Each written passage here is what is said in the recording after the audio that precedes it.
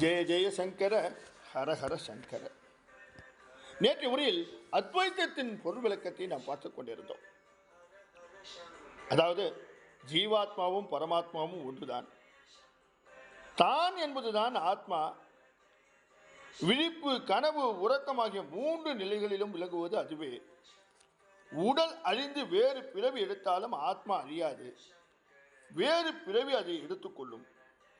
பரம்பொருளைப் போலவே ஆத்மாவும் நிரந்தரமானது, அழியாத்தன்மை கொண்டது. எவ்வாறு பரம்பொருளுக்கு உருவம் இல்லையோ அவ்வாறு ஆத்மாவிற்கும் உருவம் கிடையாது. எவ்விதமான அறிவையும் ஜீவன் பெற உதவுவது ஆத்மாவே ஆகும். ஆகையால் ஆத்மா ஞானமயமாகத்தான் இருக்க வேண்டும் என்பது தெளிவாகின்றது என்று நேற்று உரையை முடித்திருந்தோம். பாருங்கள், தொடர்ந்து பார்ப்போம். இவ்வாறு ஞானம் ஊட்டுவதாகவும் உயிர் அளிப்பதாகவும் இருக்கின்ற ஜீவாதாரமான ஆத்மா பிரம்மத்தை போல இன்னொன்று கிடையாது. அது பிரம்மமே ஆகும் என்பதை அதுதான் அத்வைத்தம். ஏனென்றால் பிரம்மம் என்று இன்னொன்றே கிடையாது. இவ்வாறு கூறுவதற்குரிய மூல காரணம் என்னவென்றால், எல்லாவற்றுக்கும் ஆதாரமான பொருள் பிரம்மம் என்று கூறிய பின் ஜீவர்களுக்கு ஆதாரமாக இந்த ஆத்மா என்ற வேறு ஒன்று எப்படி இருக்க முடியும் என்பதுதான்.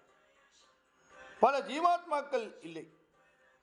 பானைகளை எல்லாம் உடைத்தால் அவற்றுள் தனித்தனியாக கண்ட வெளிகள் யாவும் ஒன்றேயான அகண்ட வெளியுடன் ஒன்றி விடுவது போல தனிப்பட்ட ஜீவர்களாக நம்மை நாமே என்னும் வேதத்தை உடைத்தால் எல்லோரும் ஒன்றேயான ஆத்மஸ்வரூபம் என்பதை உணர்ந்து விடலாம் என்கின்றார் ஆதிசங்கரர்.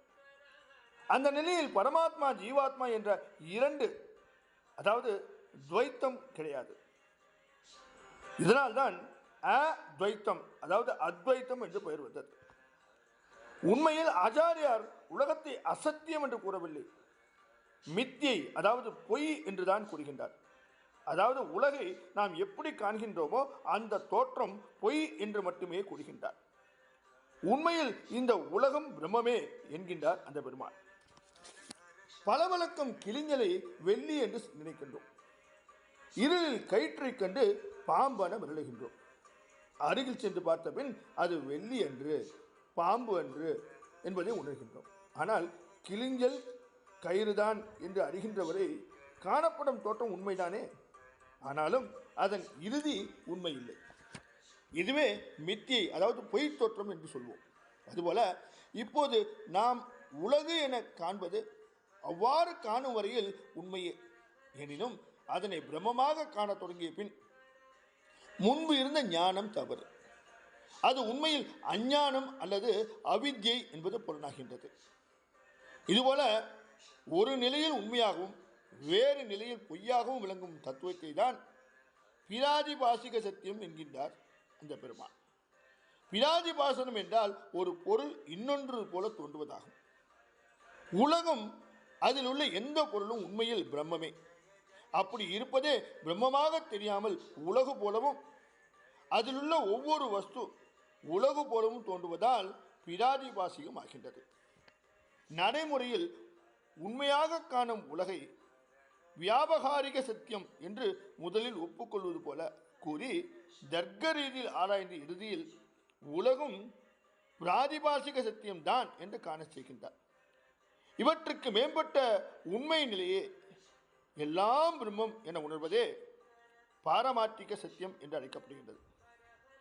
பரமார்த்தம் என்றால் தலை சிறந்த உண்மை, பரமசத்தியம் என்பது பொருள். அப்படி இருப்பதே பாரமார்த்திகம். உண்மையான சத்வஸ்து பிரம்மம் ஒன்றேதான். அவ்வாறு ஐயன் பிரம்மம் உலகமாக தோன்றுவதற்கும் ஜீவர்கள் தங்கள் உடலுடன் சம்பந்தப்படுத்தி பார்ப்பதற்கும் காரணம் என்ன? இதற்கு காரணம் மாயையே. ஒன்றேயான பிரம்மத்தை பலபடித்தான உலகமாக காட்டுவது மாயையே. அதுவே அவித்தியை அல்லது அஞ்ஞானம் என்ற ரூபத்திலே ஜீவர்கள் தங்களுடைய உண்மை நிலையை உணர முடியாமல் செய்துவிடுகின்றது என்கின்றார் ஆதிசங்கரர். மாயா என்றால் எது இல்லையோ அது என்பது பொருள். மாயை பிரம்மத்தை மறைக்கின்றது.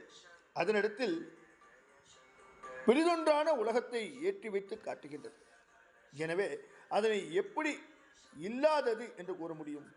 எனவே உலகம் மிதை, அதாவது பொய் என்று சொன்னாற் போல மாயையும் மாயை என்றால் இறுதி நிலையில் இல்லாதது என்று பொருள் கொள்ள வேண்டுமே தவிர ஒருபோதும் இல்லாதது என்று பொருள் கொள்ளக்கூடாது. ஞானத்தினால் அத்வைத ஞானம் பெறும்போது மாயை ஒழிந்துவிடும். தொடர்ந்து இந்த அத்வைத விளக்கத்தை நாளைய உரையிலும் நாம் பார்க்க இருக்கின்றோம். ஜெய ஜெய சங்கர ஹர ஹர சங்கர. ஜெய ஜெய சங்கர